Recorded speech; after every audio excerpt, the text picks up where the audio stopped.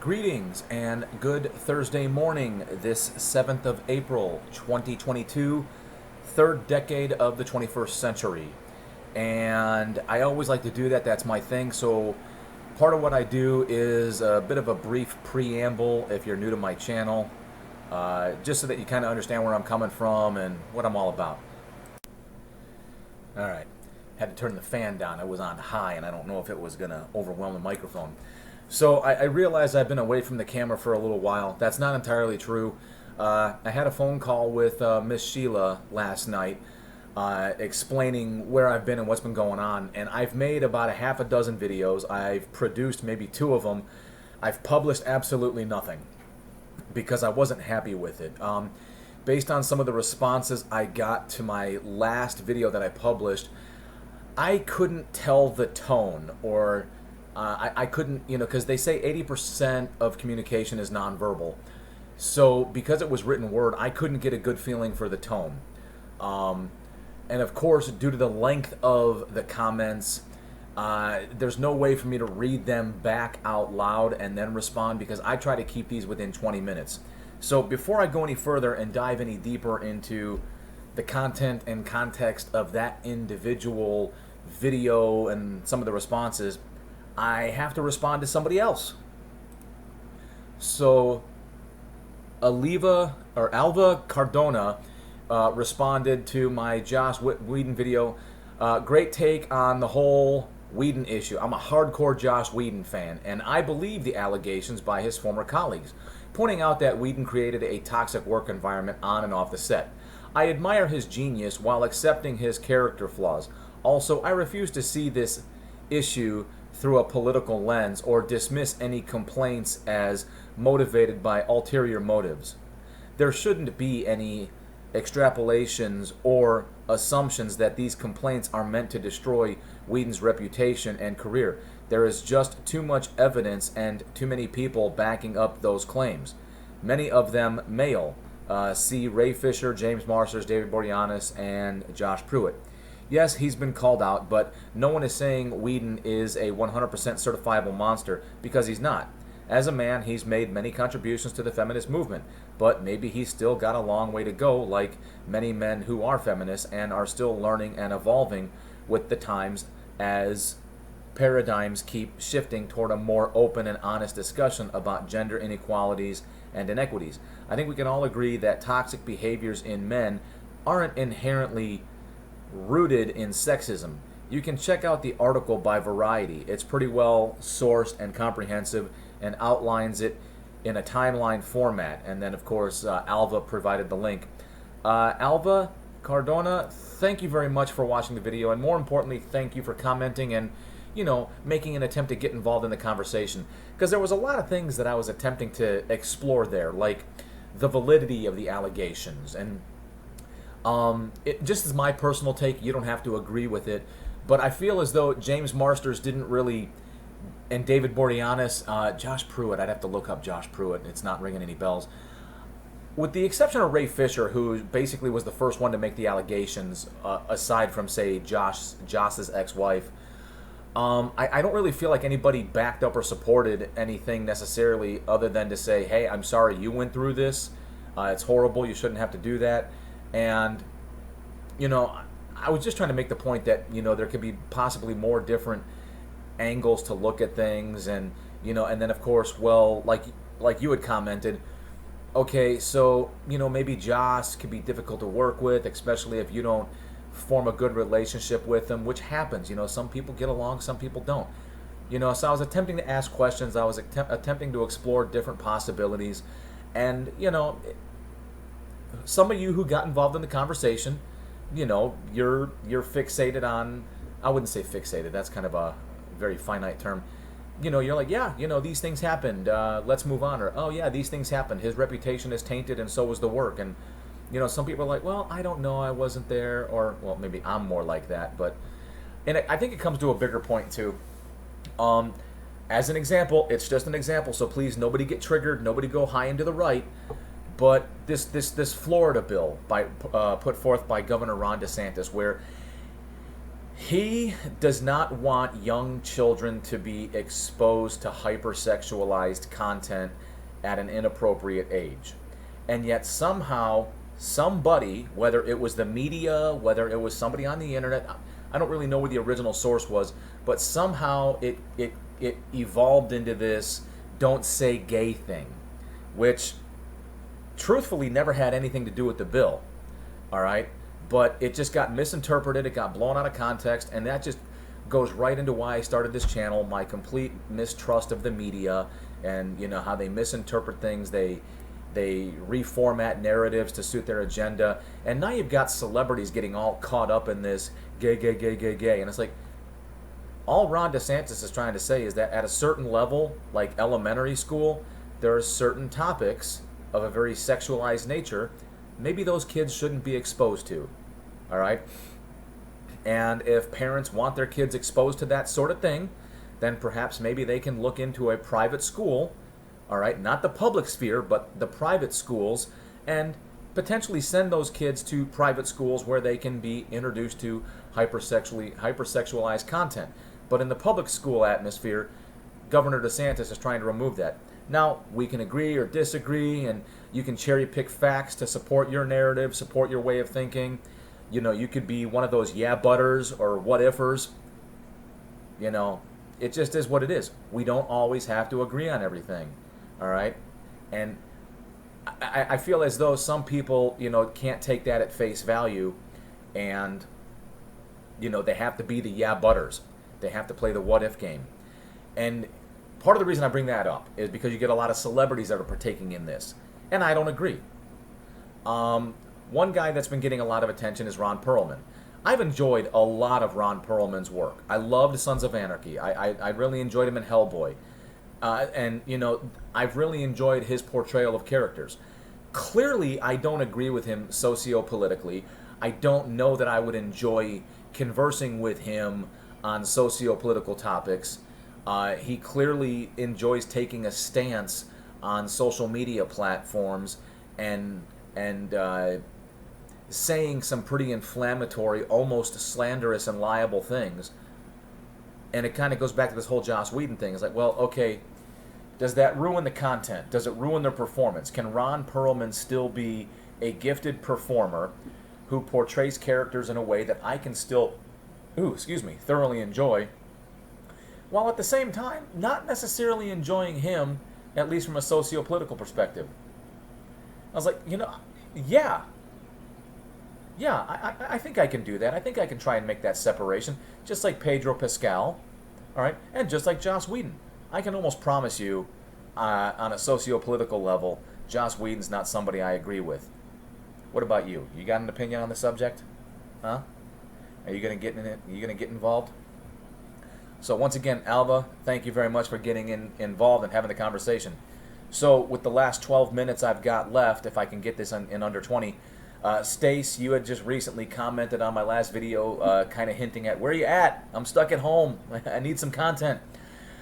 So I've had a hard time making these videos, producing and publishing them, because I haven't been thrilled with the content, because I was either too emotional and my emotions caused me to spiral. I felt as though there was a heavy accusatory tone, waggy finger, kind of a how dare you, and part of me was like, I don't know if that's 100% the case. I did talk to Sheila, and we kind of confirmed that, no, that wasn't really the case, just that, hey, you know, in spite of your intent, that may not be the impact. And I was like, okay, roger that. I'm well aware of that concept. I'm the one who brings it up. And Sheila and I had more conversation that, you know, we obviously found some topics we're not going to agree on. I was trying to make a bigger point. And I think sometimes, depending on the examples we use or the topics we're using as an example, can trigger people, and the message gets lost. In fact, the message becomes deaf, all right? And nobody can hear the message. And perhaps that's what happened with my friend Stace and my friend Sheila, who have taken the time to watch my videos and get involved in the conversation. Is a topic I was using as an example was a topic that was very sensitive to them, one that they're hypersensitive to, and one that triggers them to where no matter what else I say, it goes into want, like Charlie Brown. And one thing, and I've been talking to my therapist about this as well. I've had 2 conversations with my therapist because I haven't been able to make a video. At least not one that I thought was of a coherently neutral platform or a coherently and neutral stance that I was willing to publish.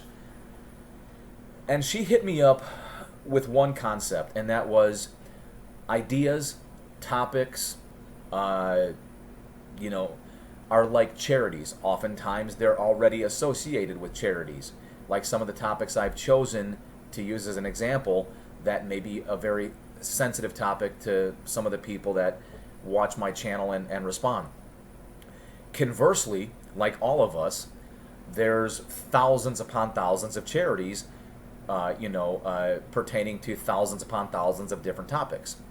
So my therapist was like, hey, do you give to charity? And I was like, when I can afford to. Why? Well, I can't always afford to. Oh, so you give when you can, but you can't otherwise always afford to give on a routine basis. No. Do you give to all charities? No. Do you give to specific charities that are near and dear to your heart based on your own personal experiences in life? Things that are very close to you. And I was like, well, yeah, based on things I've experienced, if I can, I'll give to, veteran suicide charities, or I'll give to children's charities that have anything to do with my son. I mean, April is Donate Life Month, so I'm rocking the Donate Life shirts this month. And every Friday I wear red to, remember everybody deployed. So she said to me, well, that's what you're experiencing right now, and that's what you're attempting to exemplify, and that's what you're attempting to explain.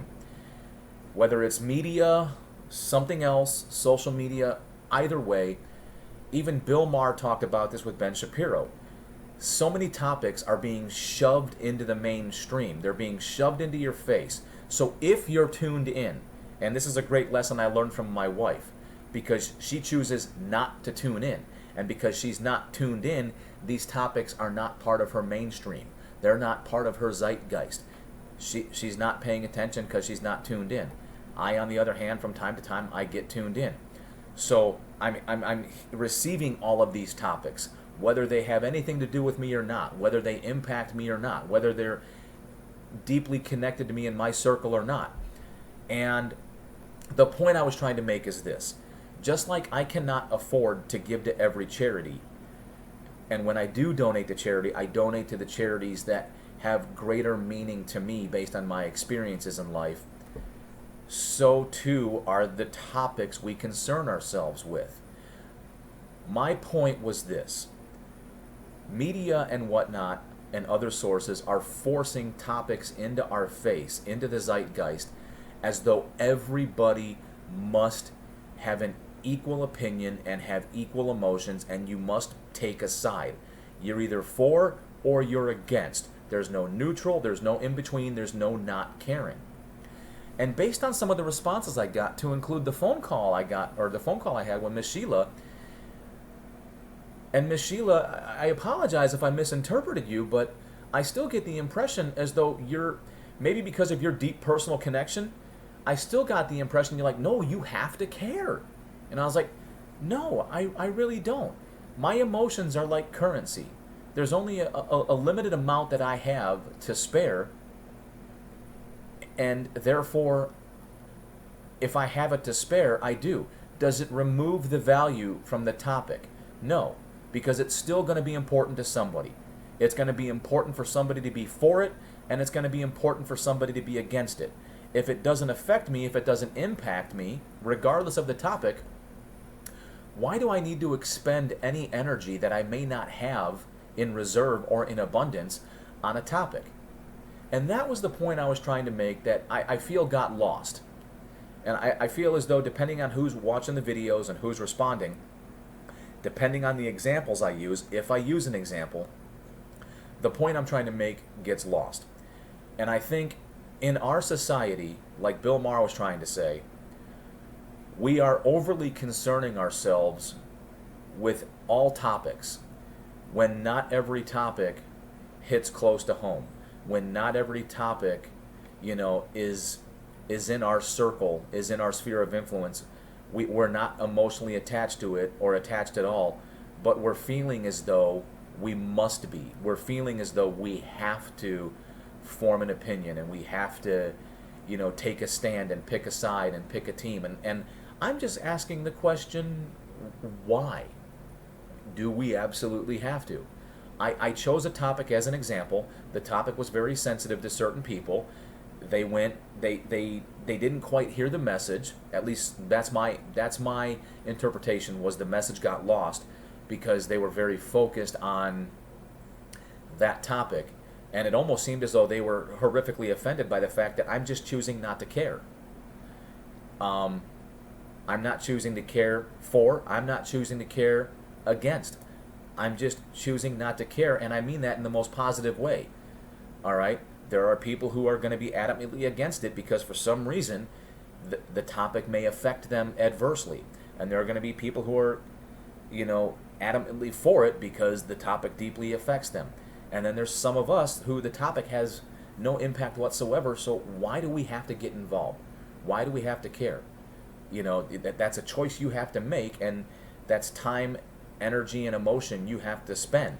And I've got a limited resource of that, so I'm choosing to spend my emotions wisely in areas that do deeply affect me. Because otherwise, you find yourself in this circle of, okay, I like hot rods. How about you? Don't really care. I drive a Prius. It gets me from point A to point B. Now all of a sudden, I'm overly outraged because I'm taking the standpoint that by you driving a Prius and not caring about hot rods, then you ultimately don't care about the hot rod community. And because you don't care about the hot rod community, because it doesn't interest you, you are now participating in a group or culture of people who wish to adversely affect the hot rod community and all the people that are employed within the hot rod community and all the people that have found some sort of pleasure and bonding experience and positive things from the hot rod community. And if you hear the same thing I'm hearing, it's preposterous. It's absolutely absurd. I like going to the gym. It's not for me. How dare you? What about all the people that own gyms, all the people that work at gyms, all the people that make exercise equipment, And then, you go down that rabbit hole. It's like, whoa, dude, a little extreme for my tastes. Exactly.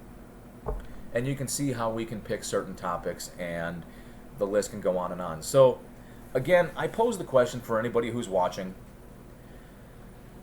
Are too many topics being shoved into the mainstream that only affect a certain portion of the population, and for them, it's important? And I'll go one step further. If you're old enough, you may remember having a different childhood than generations after us. All right? I was born in the 70s, grew up, I was a teenager before the 1990s. I was 13, but still, I was a teenager. My point is this. I had a lot more liberty and freedoms.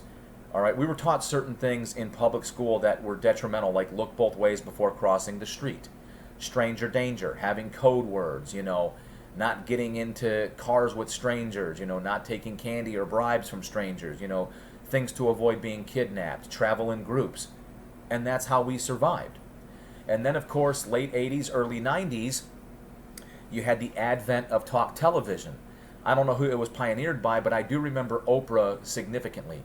And part of what they did is they cherry-picked these micro issues from anywhere you can find them in the United States, and they brought them to the studio, and they had these people talk about them. Well, of course, it's their 100% reality. It's their world. It's what they're consumed by because of these horrific things that happen to them.